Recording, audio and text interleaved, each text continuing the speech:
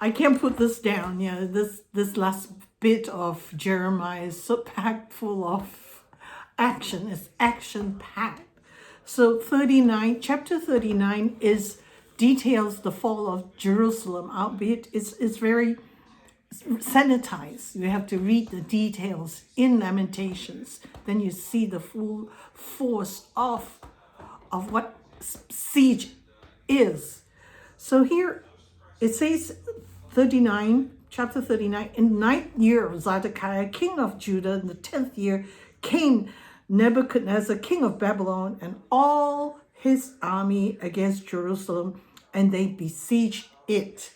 Verse 2, and in the 11th year of Zedekiah, in the 4th month, in the 9th day of the month, the city was broken up. So the siege lasted 18 months. So it wasn't easy. See, the only problem with is because they held out. Zedekiah held out and refused to give up the city, even though at this moment, or many years before, Jeremiah said, no, give it up, go into exile. At this moment, the exile is inevitable. It's punishment for sins. See, the warning, he's been year after year, 23 years. He warned from Jehoiakim's reign to Zedekiah's reign. He keeps warning, the time is now, but it will be too. But by this time it was too late. It's just at the time, just give up, give in, then it'll go easier for you. But Zedekiah, one day he's a puppet of Nebuchadnezzar, but he wants to fight Nebuchadnezzar, even though God said, look behind the Chaldean army, I am with them. See, so you will not be free of them. So here, that's it. The end is here, it's now.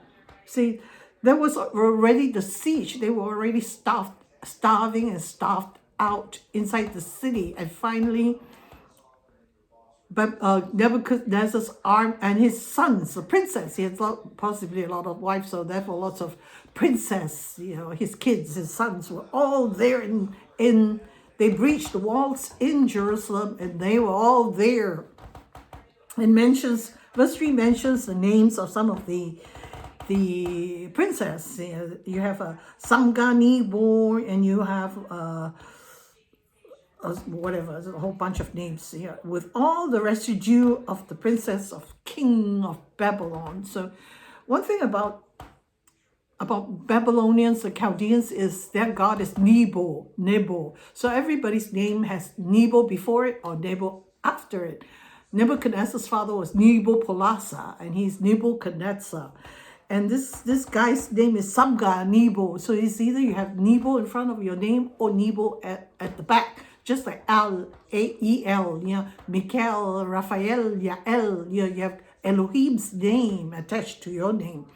So what happens to Zedekiah and the people in his court? They fled. They left at night through another gate into the Kedron Valley.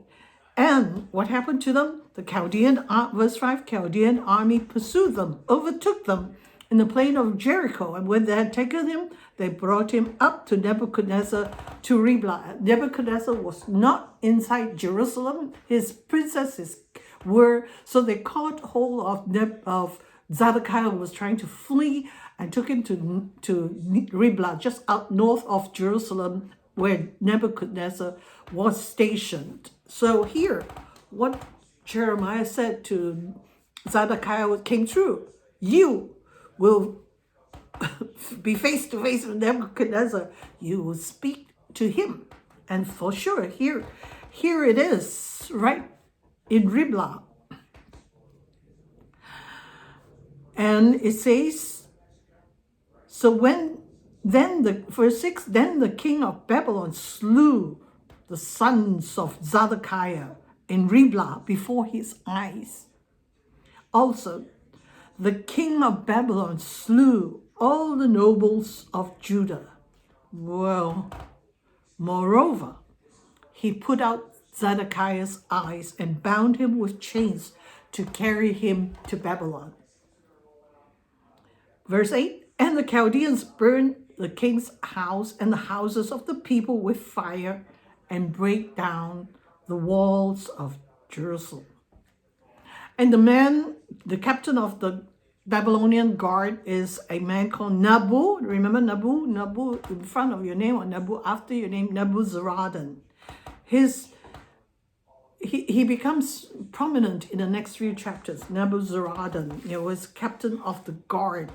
So he was the one who is to take all these prisoners of war to take them to Babylon.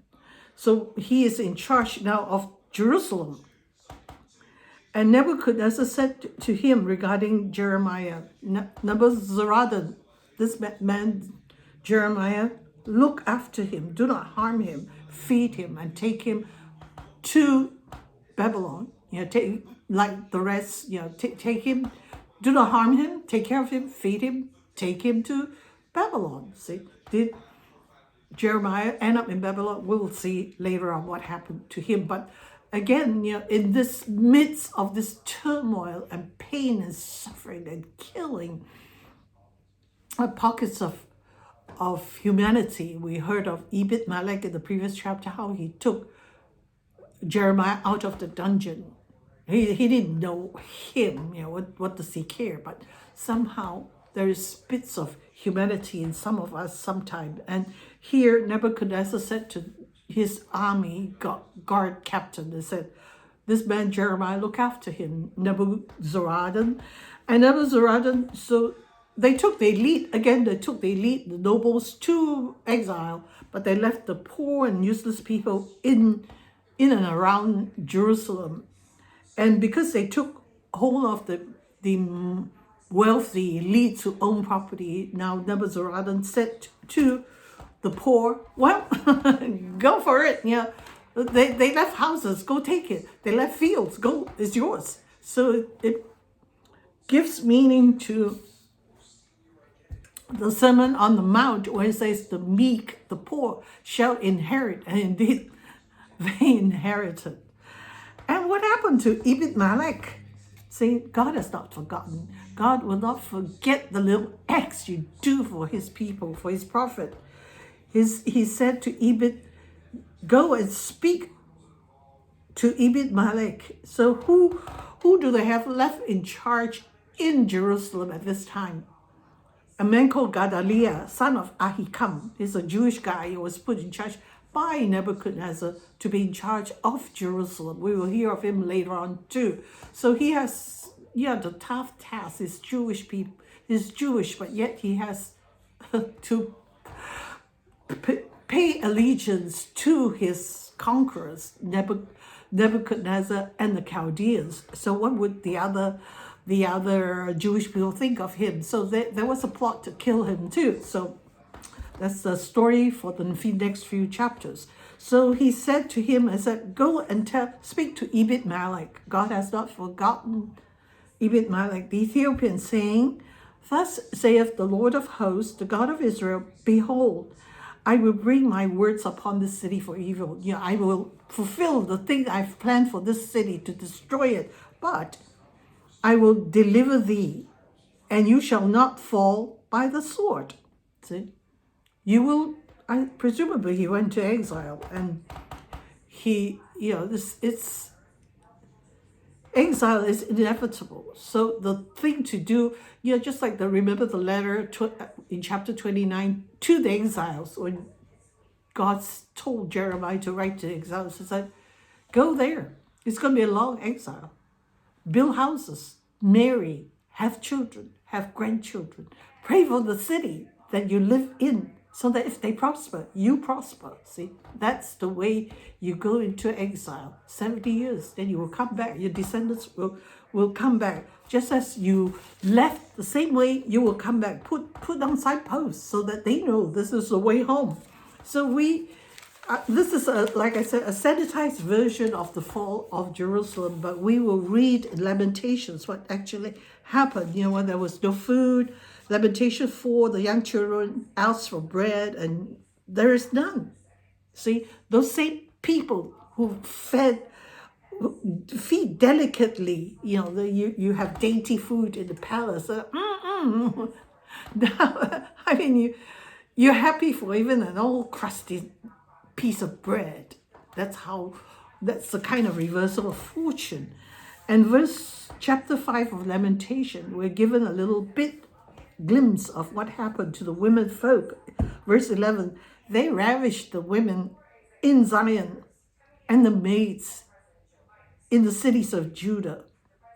Princess, this is the male prince, are hung up by their hand. It's like the torture given to the children of the nobles. Women folk ravished, just as in any wartime from then on till today is no different. So that's why Zedekiah was given time and again, look at your wives, your concubines, your daughters, your maid servants. It's like, think of them. So even in this life, we should think of the children. What kind of example are we setting up for them? They should see us praying. They should see us reading the Word of God. They should see us in righteous ways, so that they will know that, and this will not fall on them. We can say, oh, there's no wartime, but then, we don't know the hearts of men. Anytime war is still going on. If you look at in Africa, look among Nigeria, the women folk of Christians in Pakistan, we have work to do. Let this message impress upon us deeply, deeply.